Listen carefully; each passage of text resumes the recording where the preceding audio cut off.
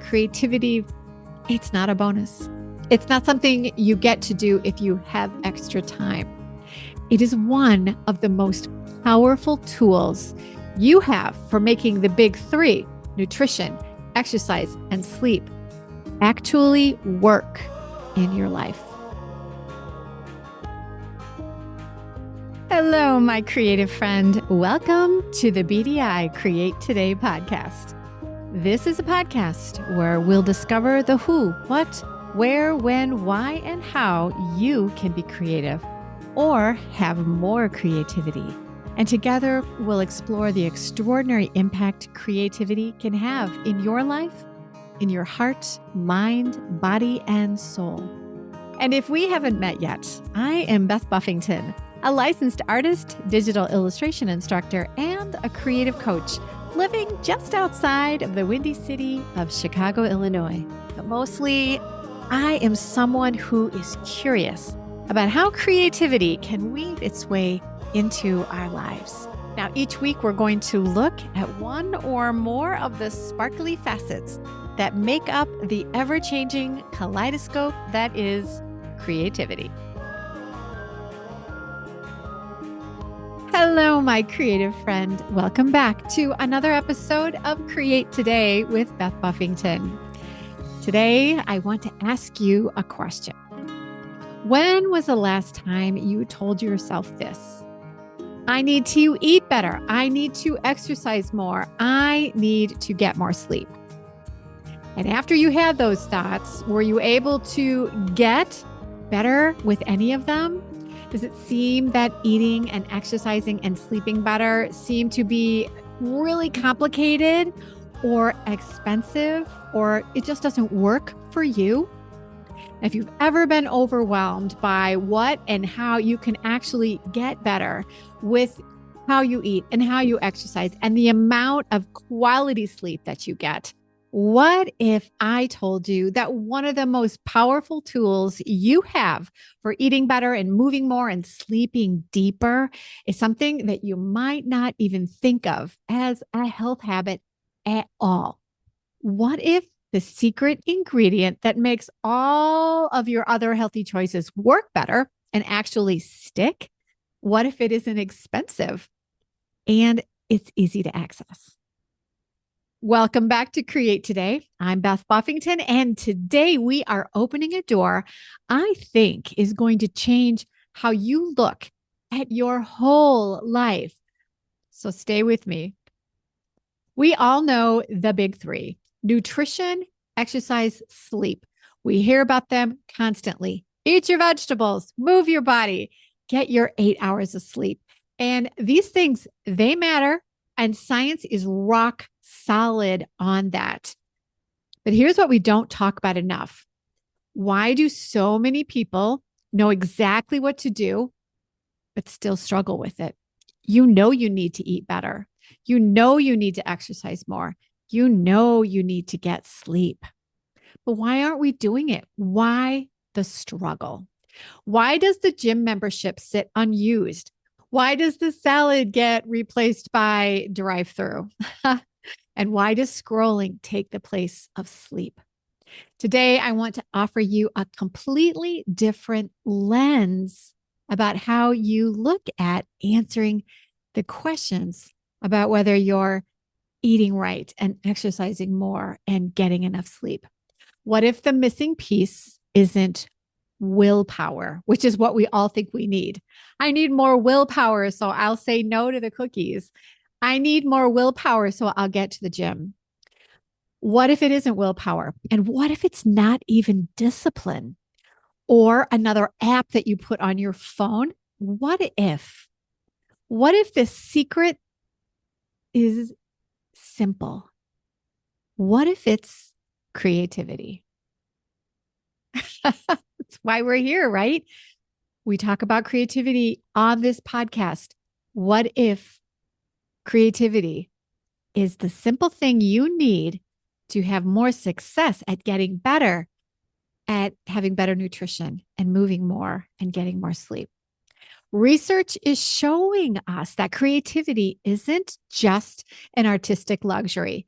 It is deeply tied to how we feel and how we function and how we make choices about our health and our lives. And here's what I find so beautiful in all this. Creativity is something that everyone has access to. And my friend, it does not require talent to make it beneficial for your life. And it doesn't require money. It just requires a willingness to see the world a little differently and to bring beauty and curiosity into your everyday. In other words, my friend, it's important that you create today and tomorrow and the next day. And so, what do I mean by this? Let's start with some facts. You see, when researchers study creativity and well being, they consistently find something very interesting. People who regularly engage in creativity, they report higher levels of overall well being and more positive emotions and less anxiety and stress. A major long term study found that engagement with the arts and creative activities is directly linked to better health outcomes, both physically and mentally. And here is what I find most fascinating. When we create, when we make something, arrange something, explore something, or express something, our brains shift into a state that makes us simultaneously activated and relaxed. That's awesome. Our stress hormones go down and reward and motivation centers, they light up. And our nervous system moves out of that chronic fight or flight mode that keeps so many of us stuck and exhausted and reaching for comfort food or skipping our workout. Creativity is quite literally a reset button for your whole system. And when your system is reset, making healthy choices becomes so much easier and more natural. I can't imagine that you're not thinking, this sounds great, but is it easier said than done, Beth? Let's explore how you can infuse creativity into your life to be happier and healthier. Let's talk about food first, because this is where I see the most exciting opportunity. I mean, how many of us approach healthy eating like it's a punishment, like it's something we have to endure long enough until we lose the weight we're trying to get rid of. And then after that, then we'll have fun eating again. So while we're trying to eat well to lose the weight, we think, grilled chicken, plain salad, dreaded kale. Today, I want to completely flip the thought about healthy food being a punishment. A study that was conducted in New Zealand followed about 400 young adults over 13 days, tracking what they ate and then how they felt. And here's the thing. Researchers found that on days when participants ate more fruits and vegetables, they reported higher levels of well-being, curiosity, and here's the word I love most, creativity. The food wasn't just fueling their bodies, it was fueling their spark, their imagination, their inspiration. And the relationship between nourishment and creative energy is a real documented feedback loop. And here's where it gets even more interesting. A team of researchers in Denmark published a review about what they called the multi-sensory eating experience and its connection to creativity. They found that how we eat, the colors on our plate, the textures we choose to eat, the environment around us, the vessels that we use, that all can actively support creative thinking. So what we eat, where we eat, and how we eat, it all matters. So what does that look like in real life? Here are some of my favorite examples. And I want to be clear, while these are things I actually do in my life, I didn't make up the goodness that they can bring you. The goodness from these examples are based on actual research. And here's the first thing: plate artistry. Let me explain what that is. When you arrange your food before you eat it, you are using your creative brain. So think about a simple bowl of food: berries and yogurt, chopped vegetables, even a snack plate. When you take a moment to arrange it with creative intention, I'm thinking like a charcuterie board, right? When you think about color and composition, you engage your aesthetic sense. I mean, think about those charcuterie boards that you see on Instagram, on Pinterest, the ones that make you stop in your tracks and go, ooh. You're not only saying ooh because that food looks good, you're saying it because the food has been arranged beautifully and it makes it more interesting and palatable to eat. So, just like you would choose paint and wallpaper to make a room more cozy or feel more luxurious, you can do the same thing with your food. I mean, how often are you eating in your car or at your desk, or you're tossing the food you just fixed onto a random plate, or worse, like a Ziploc bag, or you eat out of the container that your food came in? You're standing over the sink, just looking out the window, eating your dinner. If you take a moment to take that food off the paper plate, out of the Ziploc bag, away from the sink, and you choose a plate you find appealing, and then you sit down to enjoy this beautifully plated food somewhere that gives you a sense of calm, I promise you, incredible things happen inside your brain. You see, there's a payoff, and studies show that visual appeal actually increases how much we enjoy food and how satisfied we feel afterwards. How often have you thrown something in a Ziploc bag, taken it in the car, and you're just cramming food in your mouth while you're driving somewhere? And when you get wherever you're going, you don't even feel full. That's because you haven't been aware of what you're eating. If you take that same food and take just a moment to sit down with a pretty plate in an area where you can just be calm and enjoy the food you're eating, not only through taste, but through a visual sense, you eat more mindfully and you slow down. And research on mindful eating consistently shows that it leads to better food choices and healthier portions over time.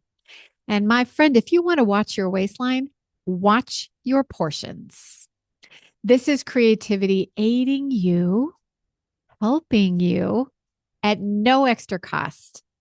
Okay, let's talk about this question. What should I eat to feel great? When you think about that question with genuine curiosity rather than obligation, everything changes. So when you stop thinking, I have to eat right, so that means chicken, that means kale. When you change the way you approach that decision making, it changes everything. For example, try exploring a farmer's market to find one ingredient you've never cooked with before. Try a new cuisine that has healthy eating habits tied into it. Asian stir fries, grilling fish, those kinds of things. Search for a recipe that uses a vegetable you might be avoiding. For a long time in my life, I have not liked sweet potatoes. There was a couple years ago, where I thought to myself, this is the year I'm going to learn how to like sweet potatoes. So I started experimenting with how to fix them. And what I found out was, it wasn't that I didn't like sweet potatoes. I didn't like the way they had been fixed for me in the past. And when I found the ways that I liked to eat sweet potatoes, it changed my attitude about eating them. And I think that you can do that with food that you're hesitant to eat as well. So you see, curiosity is the engine of creativity. And when we bring it into the kitchen, healthy eating stops feeling like a chore and it becomes an adventure. Now, the Danish research team that I mentioned before also found that the eating environment itself, the tableware, the lighting, the ambient sounds, even the pleasant aromas of food can meaningfully influence the experience of a meal and the creative and emotional state of the person who is eating. So you don't have to have a fancy dining room to do this. You can light a candle on a Tuesday night. You can use those pretty plates you've been saving for just special occasions. You can put fresh flowers in a small glass on your table. When you do these tiny little things in addition to the food that you're serving, you're setting a stage for nourishment. And when you eat in an environment that feels beautiful and intentional, the food you eat in that moment, even if it's simple, it feels fancier and it feels like a gift that you've given to yourself. This is creativity beautifying your life, making you happier and also healthier. Now let's think about food photography for a moment. I mean, here's a reason to join the phenomenon of food photography and documentation. When we pause to photograph or sketch or describe what we're eating, when we take that moment to purposely observe our food before we just inhale and consume it, we engage our creative mind and our brains slow down. So if you want to watch your waistline, slow down how fast you eat your food. So taking this step prior to digging in will slow down the start of your consumption and help you to continue to be mindful of what you're eating and how fast you're barreling through the enjoyment of the beautiful food that you're enjoying. And this all happens by just taking a picture of the beautiful food that you've just plated and being mindful of the beauty before you begin to taste. Research on this practice of food photography shows it's connected to greater satisfaction with meals and increased awareness of food choices. Now, one thing to note is that you want to take yourself away from the focus of performing for social media. This food photography is not to get more followers or likes on social media. It's not for performance. This is for you to just admire, respect, and have gratitude for the food you're about to consume. Maybe you don't even post your food on Instagram. You're just taking pictures for yourself. And then use your photography as a way to pause and truly see what you're about to receive and enjoy. It's kind of like a visual prayer of thanks for the bounty that you are about to enjoy. Now, let's move away from the kitchen for a moment and let's talk about movement. And I'm going to call it movement instead of exercise, but they're interchangeable here. So if you're someone who really loves to exercise, when you hear the word movement, think exercise. And if you're someone who is frightened about anything that seems like exercise, I want you to take that word out and replace it with movement, because exercise or movement might be the area where the creative connection is the most immediate and surprising.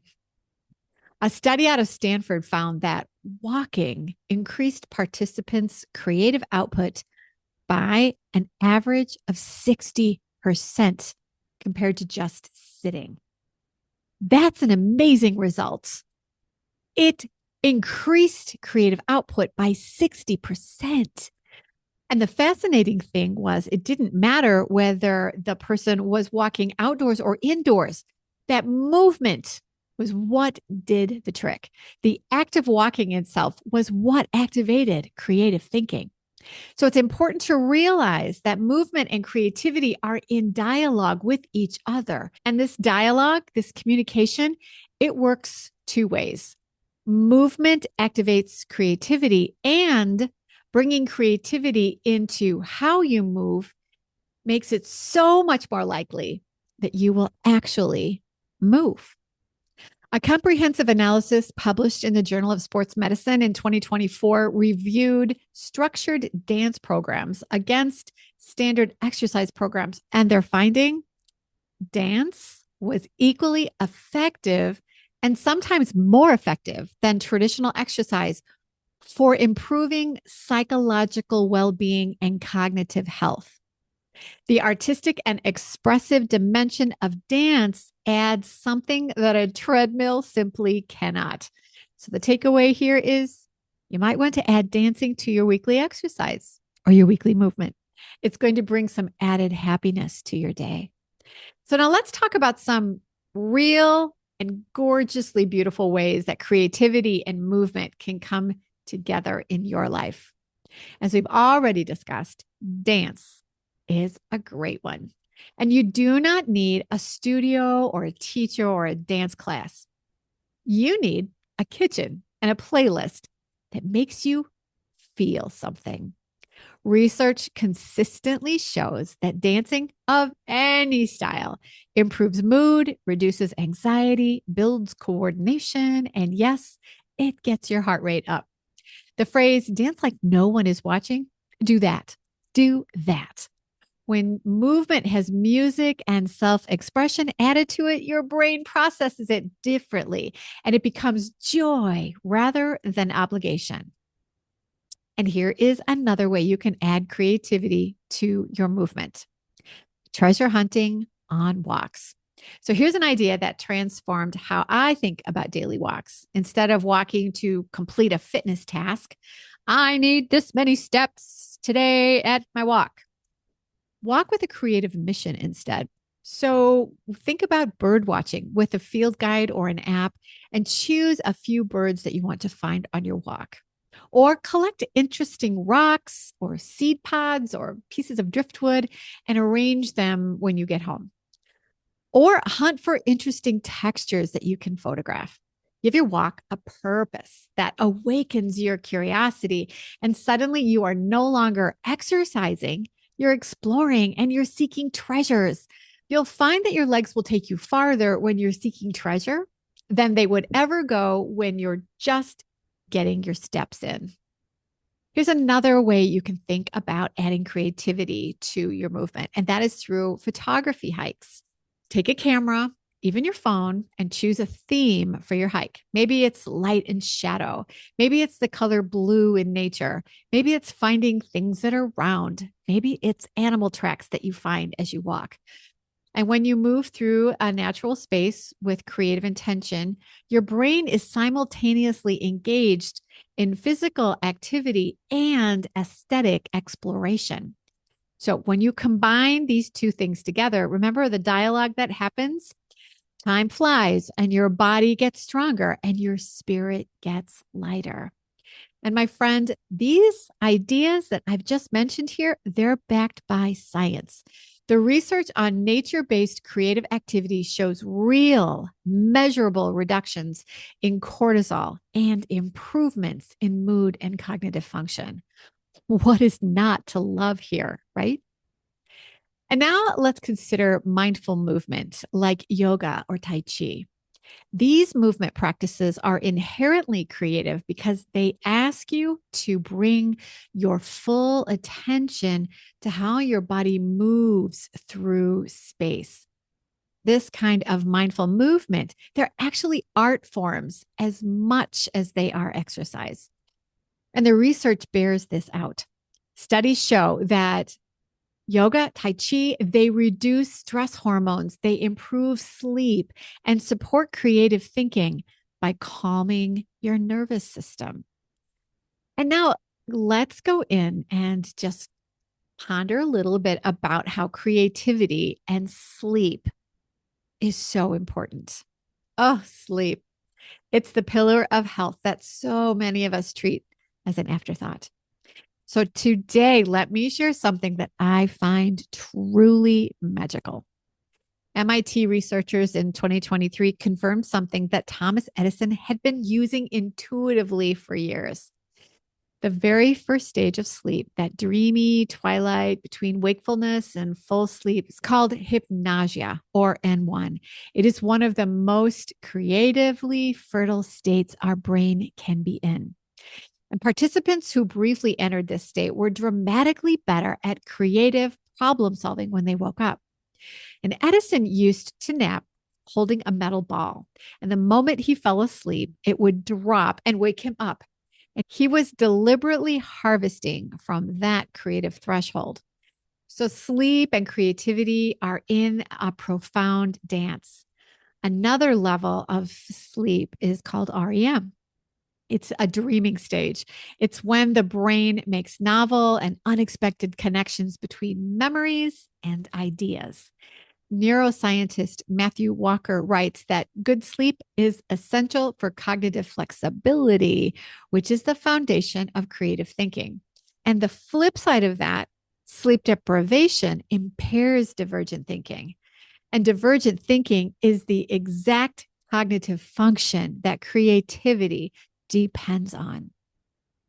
Okay, so now we know that sleep helps our creativity. So, how can we use creativity to actually have better sleep? Because most of us out there in our world today are constantly struggling to get better sleep. So, how do we use creativity to get better sleep? Here's some beautiful evidence backed approaches that you can try. A study published in the Journal of Experimental Psychology found that people who wrote a to-do list or journaled before bed fell asleep significantly faster than those who didn't write.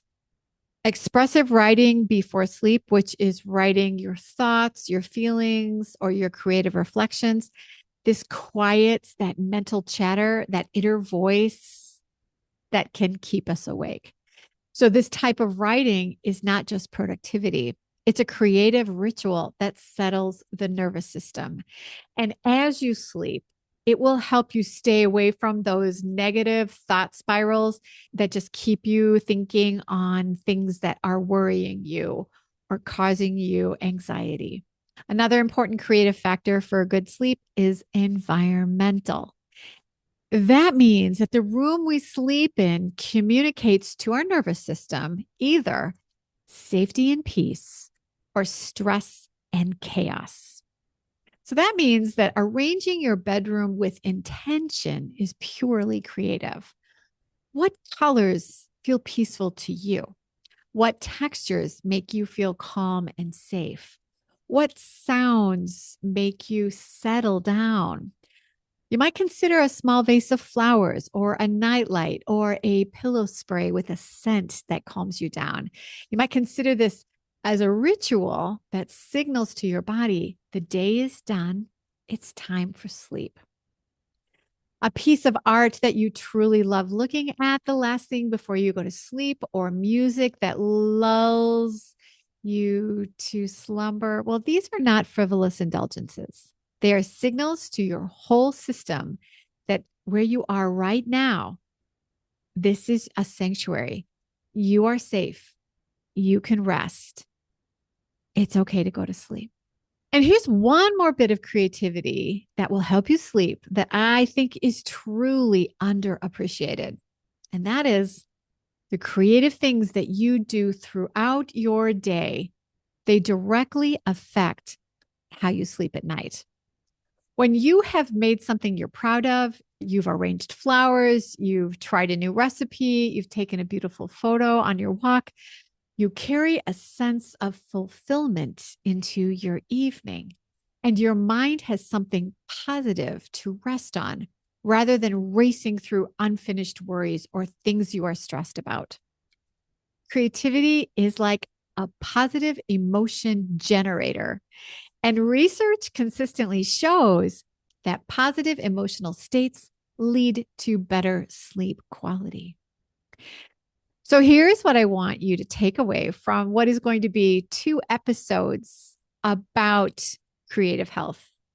I want you to understand that creativity, it's not a bonus. It's not something you get to do if you have extra time. It is one of the most powerful tools you have for making the big three, nutrition, exercise, and sleep, actually work in your life. Creativity is the thing that makes healthy choices feel like joy rather than obligation or punishment.